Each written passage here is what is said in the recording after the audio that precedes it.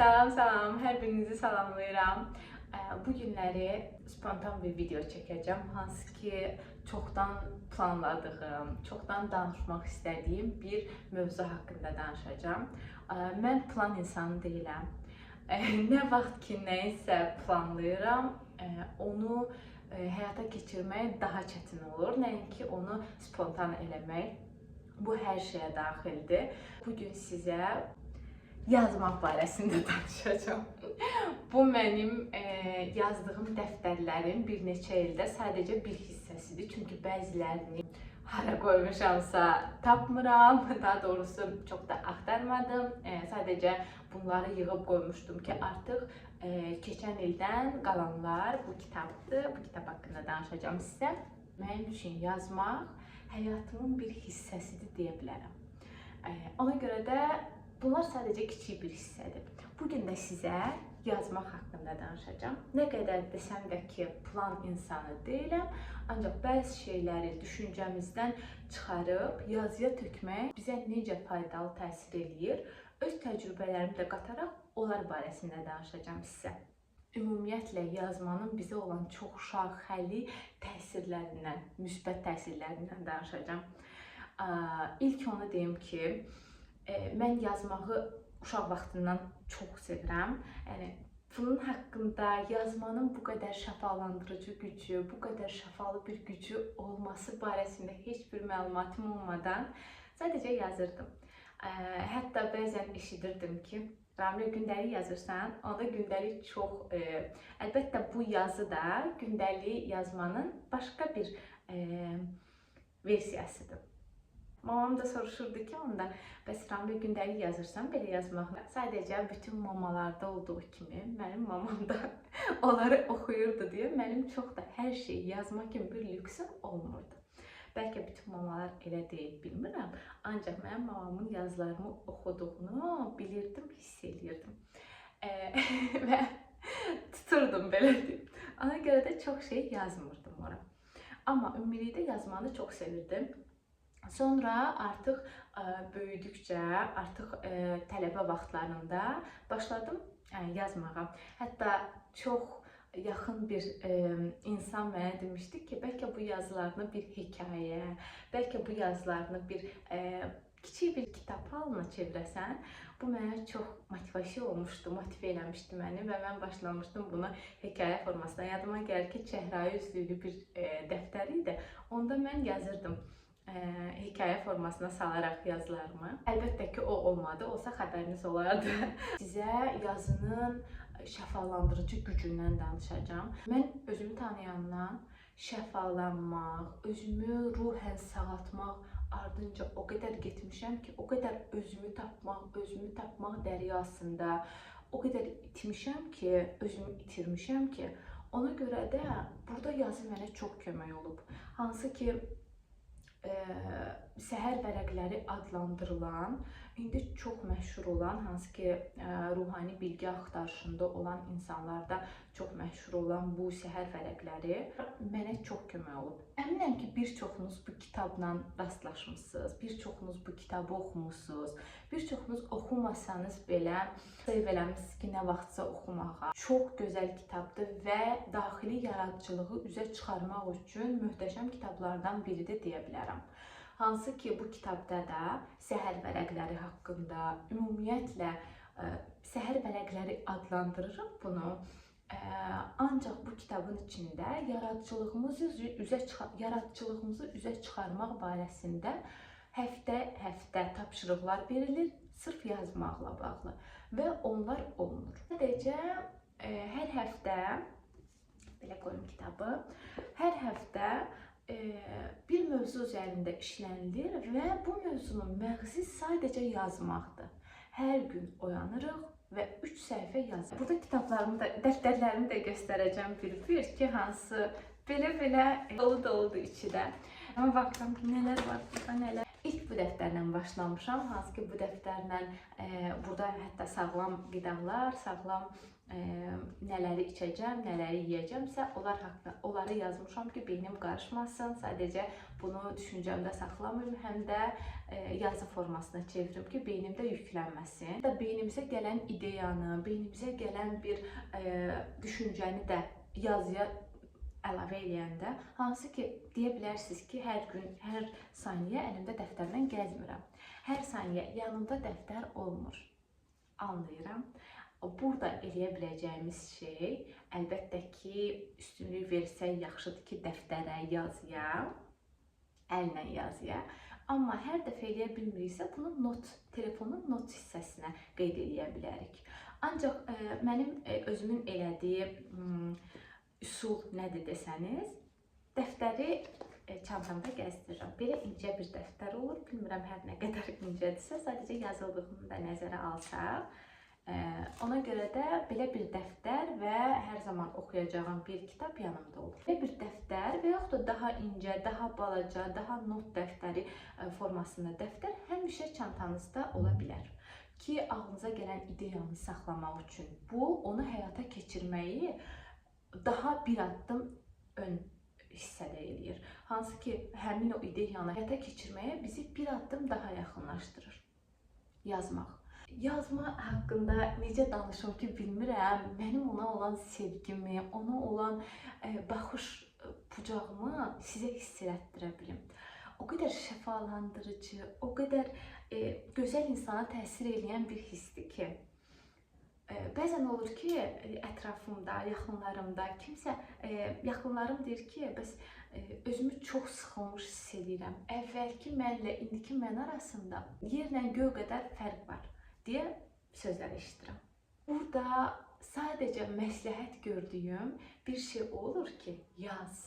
Səhər oyan, təmiz bir ağ vərək var şuur altımızda və onunla orada arxada nələr səni nələr narahat eləyirsə, nələr səni incidirsə, onu yazıya tök. İlk əvvəllər bu biraz çətin olur, hansı ki, burada ancaq bizim deyirik nə yazım. Burada birinci günlər ola bilər ki, nə yazım deyə fikirləşirsən, sadəcə yaz. Bu kitabda birinci həftənin mövzularını deyəcəm sizə ki, 12 həftədir ümumilikdə. Ancaq ilk həftənin mövzularını deyəcəm sizə ki, nələr haqqında yaza bilərsinizsə. Hər gün oyandığınız saatdan yarım saat erkən oyanmaqla bunu eləyə bilərsiniz ki, hansı ki, erkən oyanıb və yazmağa başlayın. Bu sizin bir neçə dəqiqə vaxtınızı alacaq. Hansı ki, yazmağa başlayacaqsınız və burada nə haqqında yazacağınızı da düşünəcəksiniz. Düşünməyin ki, yazıram, amma mənfi duyğularımı yazıramsa, bu bir afirmasiya şəklində, bu bir təlqin şəklində həyatıma yansıyacaq. Yox. Sadəcə A4 vərəq alın və yaxud da ki, bir dəftər götürün və ora ilk olaraq yazın. İndi düşüncənizdə nədir? Səhər-səhər. Nəyi düşünürsünüzsə, heç nə eləmədən əvvəl ilk olaraq onu yazın. Yəni, günə yazmaqla başlayın. Bu sizə inanılmaz gözəl təsir eləyəcək. Əsəbinizi yazın, duyğunuzu yazın, qorxunuzu yazın, xoş hisslərinizi yazın, planlarınızı yazın. Nə eləmək istəyirsiniz, nəyə başlamaq istəyirsiniz, qorxursunuz, hamısını yazın. Və sonra keçin yazıda, burada ona deyilir, kitabda canavar ünlülər salonu.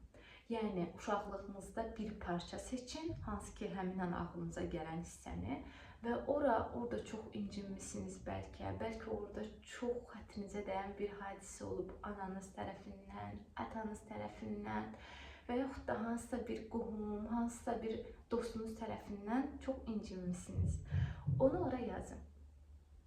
İkinci eləyəcəyiniz şey, o həmin mövzuya, həmin o incindiyiniz mövzuya özünüzü müdafiə eləmə.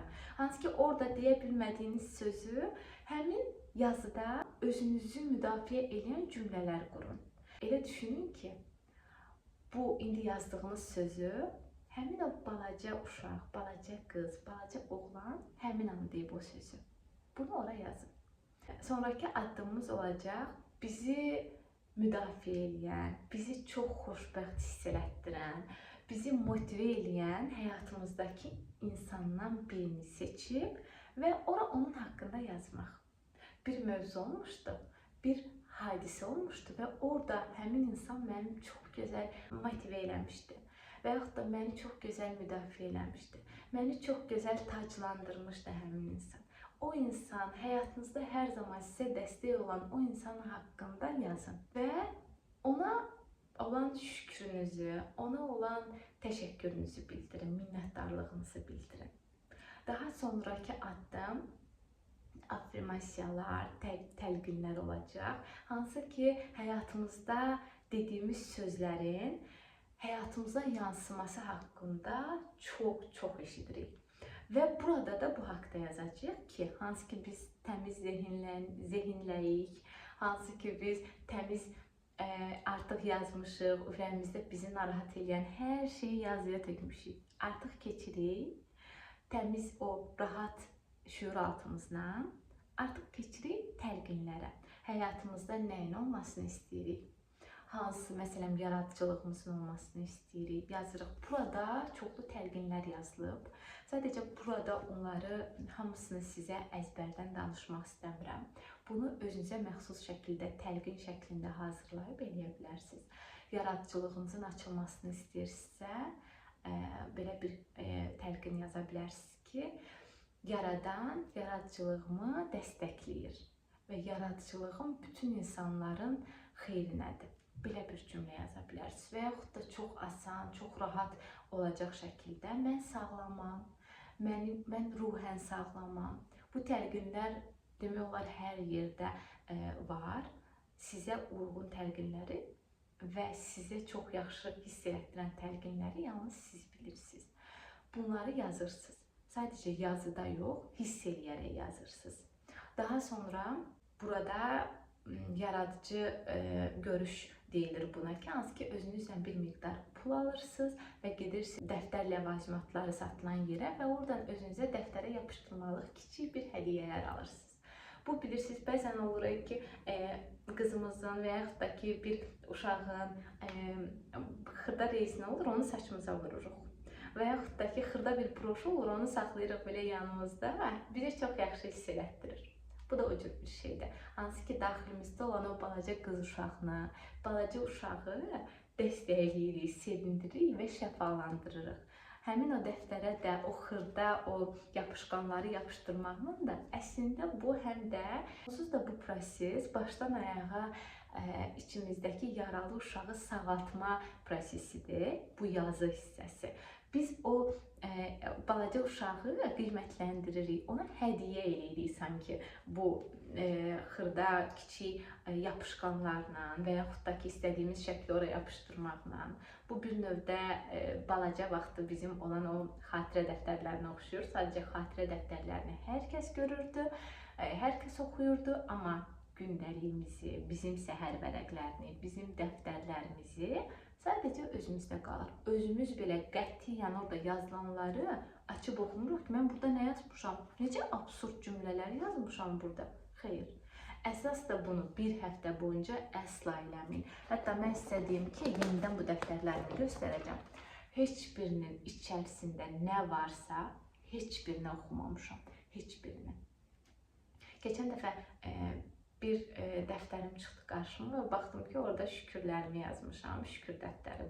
Bu haqda da şükür eləməyin möcüzəvi həyatımıza yansıması, ümumiyyətlə hissləri. Biz bir şey eləyirik, məsələn yazırıq. Bu yazını həyatımızda nəsə dəyişsin, nəsə olsun deyə eləmək mənə biraz qarşılıq gözləyərək xeyriyyə işi gözləməyə bənzəyir. Sanki biz xeyriyyəni eləyirik, bundan mütləq qarşılıq gözləyirik. Xeyr. Necə ki xeyriyyəni eləyirik, necə ki kiməsə bir yaxşılıq eləyirik, onu sadəcə həmin an ürəyimizdəki o mənəvi duyğuların yüksək olduğuna görə eləyirik. Eləcə də özümüz üçün yazırıq və yaxud da ki şükür eləyirik. Və bunu da, bu yazmağı da elə fikirləşin ki, bu an sizi gör necə gözəl, əlbəttə ki, bunun həyatımıza gətirəcəyi çox gözəl hisslər olacaq. Bu demək, sadəcə bunları eləməklə mənəvi olaraq sağalmanı, şəfalanmanı və həmin anki o duyğularımızın necə yüksəyə qalxdığını hiss eləyəcəyik. Bunu həm indiki an üçün, onsuz da nə gələcəyi var, nə keçmiş var, indi var, bu an var. Və biz bu an bu yazmağı eləməklə həm bu anımızda olduğumuzu hiss edirik, həm indiki anımızdakı o balaca, qəlbimizdəki o balaca uşağı şəfalandırırıq. Həm də gələcəkdəki halımıza bir yatırım eləyirik. Gələcəkdəki o bizə yatırım eləyirik. Sadəcə mənəvi dəyərlərimiz, mənəvi ruhən hiss elədiklərimiz dəyişir, şəfalanırıq. Yəni bunu eləmə məqsədimiz budur. Təşəkkür edirəm məni izlədiyiniz üçün. Mənə danışmaq, sizinlə bölüşmək olduqca zövq verir və çox sevinirəm ki, ertələməyib. Hətta deyərdim ki, indi videonun qarşısına oturdum, spontan olaraq video çəkdim. Bu mənə o qədər xoş təsir edir ki, bölüşmək, paylaşmaq, təcrübələrimi sizinlə burada bölüşmək çox xoş təsir edir mənə. Ümid edirəm ki, məni izləmək sizə də xoş təsir elədi. Siz də yazmaqla bağlı təcrübələrinizi və yaxud da öyrəndiklərinizi mənimlə bölüşsəz mənə çox xoş təsir eləyər. Çünki öyrənməli olduğum hələ çox mövzu var. Yazı ilə bağlı olsun və yaxud da bir başqa. Siz də öz təcrübələrinizi rəy bölməsində paylaşsaz mənə çox xoş olar. Öpürəm, görüşək.